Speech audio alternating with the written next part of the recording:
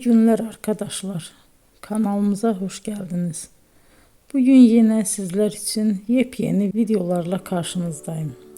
İki başarılı oyuncularımız Elçin Sangu ve Barış Ardus'tan güzel paylaşımlarını sizler için hazırladık.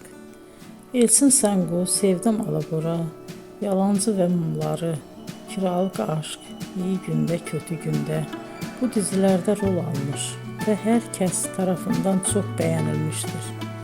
Biz de Elçin Sangu ve Barış Ardus'tan en güzel sempatik fotolarını sizler için hazırladık. Bu karelerin devamını istiyorsanızsa emeğe saygı olarak kanalımıza abone olup yorum yazmayı unutmayın arkadaşlar. Teşekkür ederim.